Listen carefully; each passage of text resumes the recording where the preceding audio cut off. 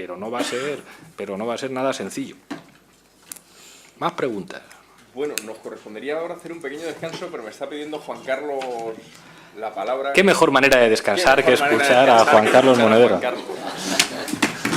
No, tenéis mucha razón de que este seminario no puede tener lugar en el particular. No veo yo a Rajoy citando a Gramsci ni a Hegel, nada por el estilo. Pero esta discusión que tenemos aquí es la misma, Pablo, que la del libro que compilaste tú sobre Juego de Tronos. Tiene muchísimo que ver, ¿no? Es una cosa que me extraña, ¿no? Porque pudiendo haberse referido a Podemos sobre las cosas que escribimos, muchos han preferido citar una frase descolocada aquí y allá, cuando era mucho más sencillo acudir, ¿no?, a las cosas que hemos escrito. Lo que planteáis vosotros como incertidumbre de futuro, yo al revés lo veo como la condición de posibilidad. ¿Por qué? Porque llevamos mucho tiempo planteando que hay una crisis de civilización y que la libertad, la igualdad y la fraternidad, que es lo que hace que se construya el aire de familia de lo que ha venido siendo la izquierda, hoy está radicalmente amenazado. La igualdad nunca hemos sido más desiguales, la libertad amenazada, ¿no?, por la pérdida del Estado de Derecho, y la fraternidad por ese sentido común egoísta que está en marcha. La crisis civilizatoria, que la hemos analizado mucho, tiene que ver con la crisis del mundo del trabajo, donde por vez primera en los últimos 200 años se está solventando la tasa de ganancia sobre las espaldas netas de los trabajadores. Por eso el año pasado es la primera vez que el 1%, y ya no es un lema retórico, el 1% tiene más riqueza que el 99%. Y por tanto hay una realidad ahí concreta de que la reconstrucción del mundo del trabajo implica que los próximos, ¿qué? El estudio de Oxford, en los próximos 15 años desaparecen casi el 50% de los empleos.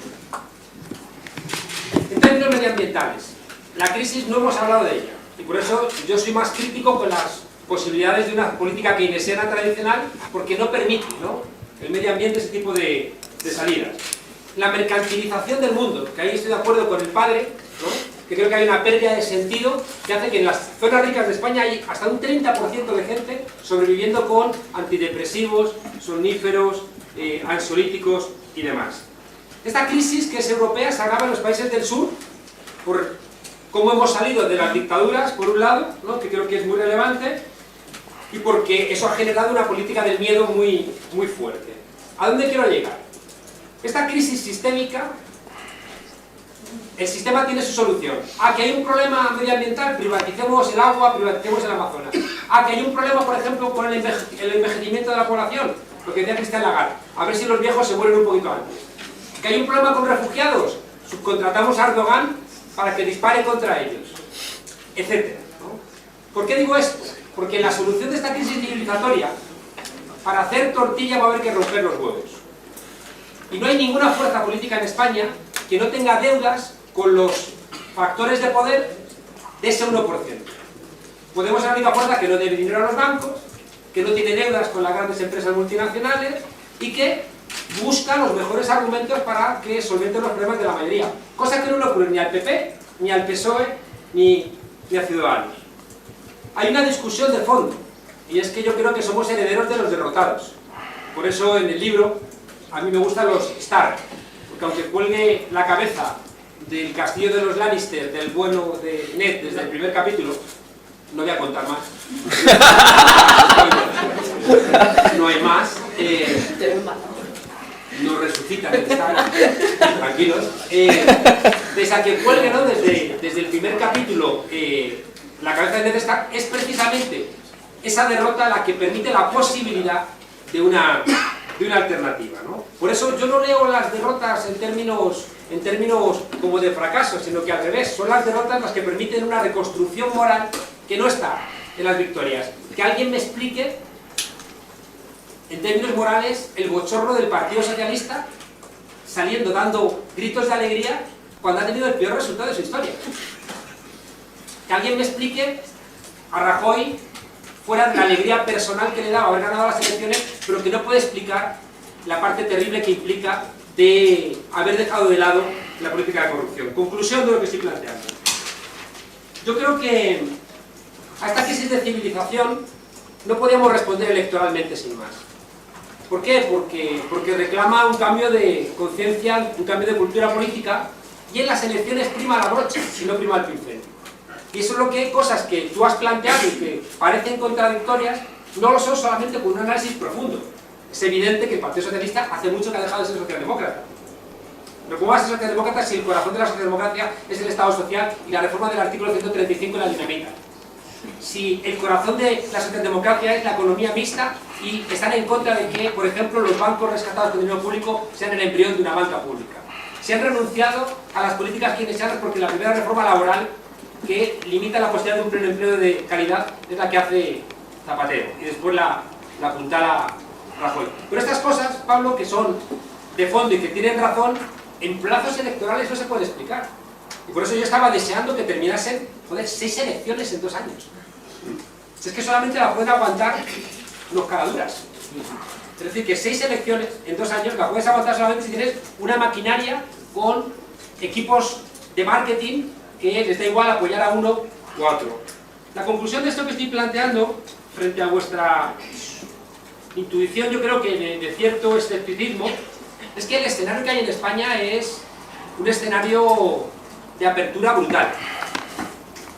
Y que lejos de cerrarse un ciclo, yo creo que lo que se demuestra es que hay una España que bosteza y una España que emerge. Lo que pasa es que, como siempre hemos dicho, citando a Gramsci, lo viejo no termina de marcharse y lo nuevo no termina de llegar. Es que el toro de Tordesillas está ahí, pero el bochorno que produce el toro de Tordesillas indica que hay una España emergente. Granados, desde la cárcel, le echa una bronca a Ramón Espinar, llamándole bolivariano cuando le dice que has llevado hasta las cucharillas de los bares, Granados.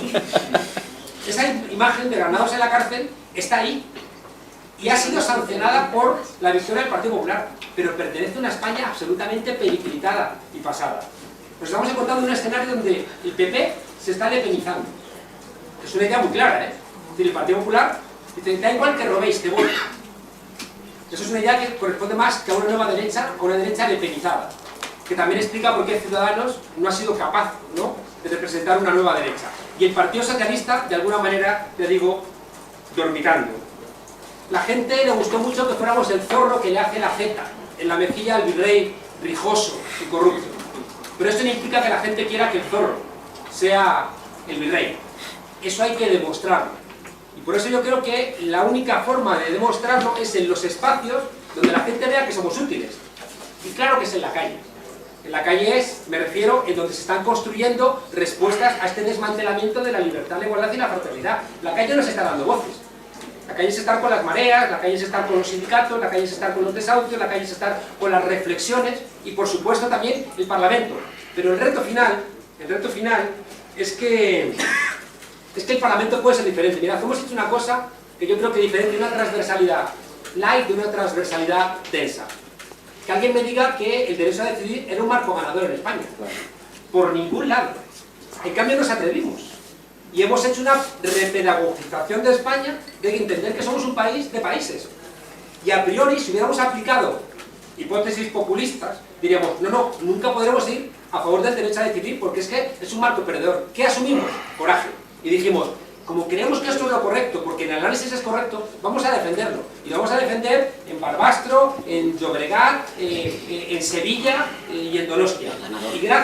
Y gracias, no era marco ganador porque una parte importante de España estaba en contra. Y mi planteamiento es que si asumimos esa misma idea de identificar esa crisis civilizatoria, de cuál es la respuesta que tiene el sistema y cuál es la respuesta alternativa, y que no tenemos miedo para luchar contra ese 1%, yo creo que el marco parlamentario de oposición es ideal para que realmente la gente sepa quiénes somos, cuál es nuestra capacidad y cuál es nuestra utilidad, más allá de la emoción que le ha dado a la gente vernos en televisión, confrontarnos a personajes que producen rechazo profundo en la gente que tiene un mínimo de sensibilidad en la tele y te dicen dale caña a fulanito, dale caña a menganito.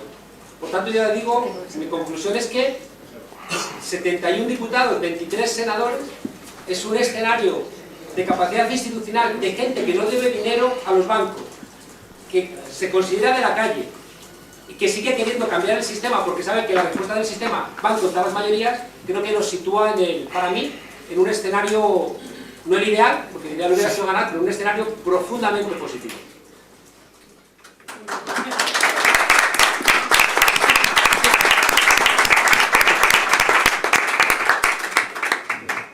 Bueno, ¿os parece si hacemos un descanso? Sí.